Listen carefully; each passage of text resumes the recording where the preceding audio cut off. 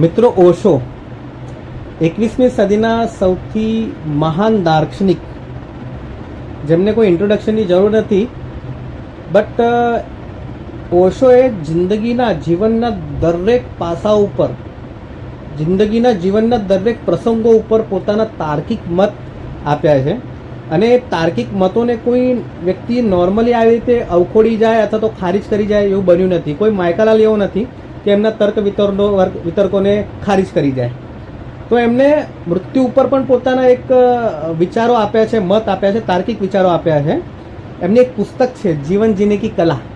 એમાં એમને મૃત્યુ ઉપર શું કહી રહ્યા છે સાંભળવા જેવું છે, અને એ સાંભળીને એનું આત્મસાત કરવા જેવું પણ છે. એમને એવું કહે છે, मौत दुश्मन नहीं है कि उस पर विजय पाओ, मौत तो महामित्र है. मौत तो तुम्हारे सारे जीवन के उपद्रव, सारे जीवन की आपाधापी के बाद विश्राम का एक क्षण है. मौत तो तुम्हें नई देह देगी, नया जीवन देगी. अगर कुछ पाठ लिए हो पुराने जीवन से तो नए जीवन में उसका उपयोग कर लेना. मौत तुम्हें एक अवसर देगी पुरानी आदत छोड़ने, पुरानी देह छोड़ने का. मौत तो एक महाअवसर है. क्या करोगे मौत पर विजय पाकर? मौत जीवन की विपरीत अवस्था नहीं, जीवन को नित नया करने की व्यवस्था है. मौत से गुजरकर जीवन नित नूतन होता है.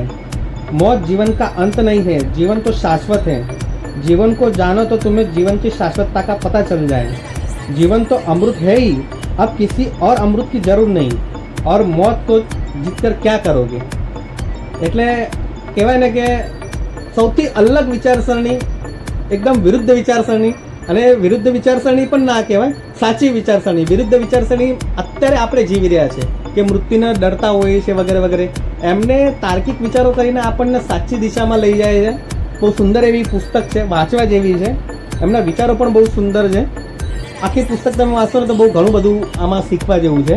તો જરૂરથી વાંચજો, સુંદર એવી પુસ્તક છે.